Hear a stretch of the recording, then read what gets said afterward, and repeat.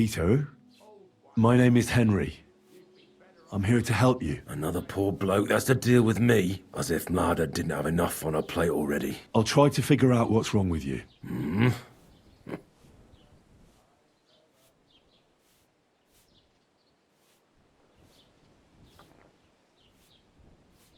I'll examine you. Just by eye. Pale skin. Dark circles under the eyes. A downcast expression on the face. I don't see any bruises. A few calluses and cuts on the hands. Nothing unusual for a craftsman after a hard day in the workshop. I told you. Irritability. No foul odor. Bodily humors aren't leaking. And you aren't bleeding. But I will, when Sigismund's horde gets here. Why would Sigismund attack Suchtal? He does as he pleases. You have no idea how many villages he's plundered already. I reckon attacking a village protected by a fortress is the last thing Sigismund would want to do now. The fortress is what's bothering him. That's why he'll destroy it. I don't know about that. What are your nights like? Mlada said you don't sleep much. I just stare at the wall. I try to sleep during the day, but it's not much better. Well, it's certainly no fever or pain that's ailing you. I assume it's dark thoughts that keep you up at night. I can't fall asleep. Because of all the noblemen who keep coming to Lord Pisek's fortress, I'm always hearing hoofbeats. So Lord Pisek likes to host nobles at his fortress? And what do you think they're doing here, eh? Preparing for war. If Lord Pisek was about to go to war, he'd be gathering a lot more men here than a couple of nobles. Folk ought to be scared to leave the village. Mezoles is gone. Suchtol is next. I'm sure of it. Don't be alarmed. I need to take a closer look. Let's see. No swelling.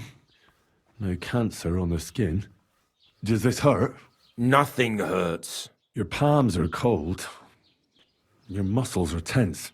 And your heart's pounding so hard you could hear it all the way to Prague. You seem like you're ready to fight. Or flee. They're getting close now. Who is? The soldiers. Sigismund's men. Well, physically, you seem fine, Peter. I'm a weakling. A weakling. What am I going to do with you, Peter?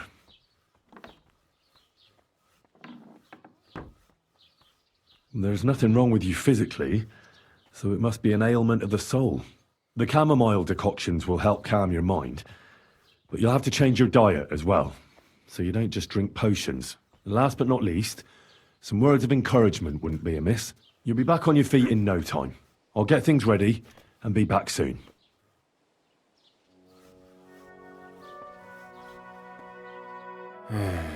Peter, I have some suggestions. I'm listening.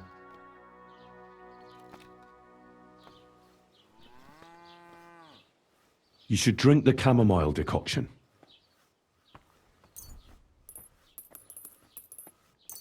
Great. Another potion. This one will help you sleep. Once your body gets used to sleeping at night and staying awake during the day, you'll feel much better. You'll see. Proper sleep will chase away the gloom. And if restlessness tries to take hold of you again, your body will have the strength to fight it. Every morning you'll be stronger and stronger until you're able to work again. We'll see about that.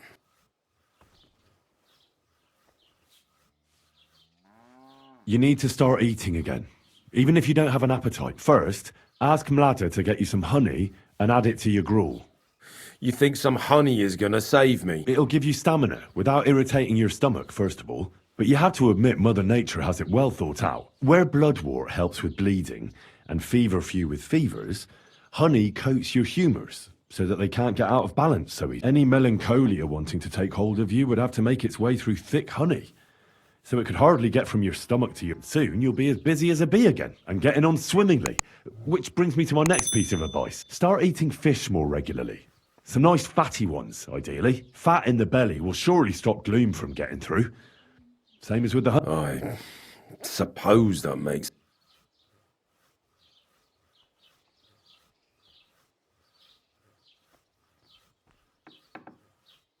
Listen, Peter.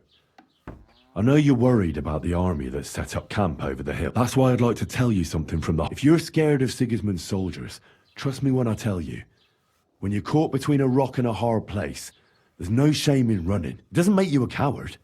On the contrary, you're smart enough to realize there's nothing you can do. You can always come back later when you have the advantage and deal a bigger blow to the enemy. I just want Mlada to be set. Then keep reminding yourself of, look at me, a blacksmith's son. Why do you think I am who I am now? Because I realised I'll be of no help to my friends and family if I die for some foolish sense of honour. You're right. I can't leave Mlada in this alone. Don't be afraid to see the bigger picture, even of the things you're worried about right now.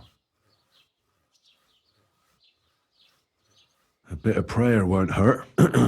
Lord, have mercy on Peter here, and lift from him the weight of his affliction. For you have laid upon him this affliction to try him. And you see that Peter, O Lord, endures your trial patiently and without contradiction. Unless you, O Lord, relieve Peter of his illness, I beg of you, O Lord, heal his soul and let his body once again find its lost balance. Amen. Well then, I've tried my best, and I'll come back in a few days and see how you and Mlada are doing.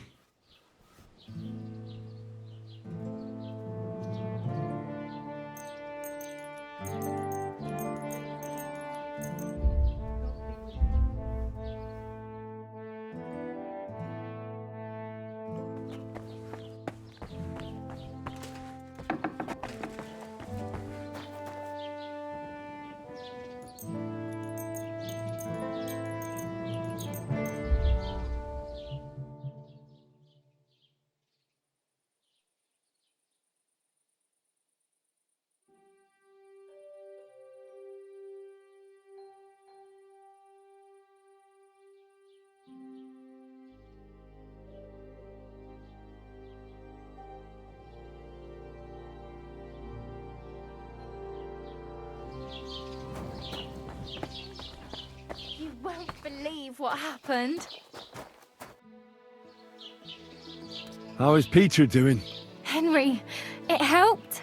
Peter got up in the morning and went straight to work. I can tell he's still fighting something in his head, though.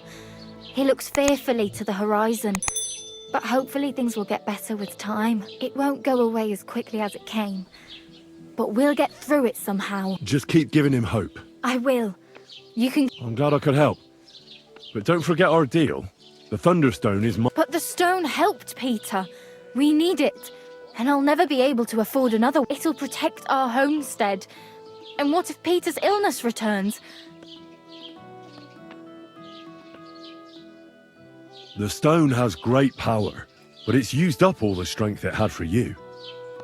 Now it's time for it to help others. You're right. Here, it's rightfully yours. It's hard to give it up, knowing how much I spent on it. That's why I can't give you anything else as a reward right now. But believe me, I'll spread the word of how you helped us around the village. Thank you. That's good enough for me. See you later, my friend.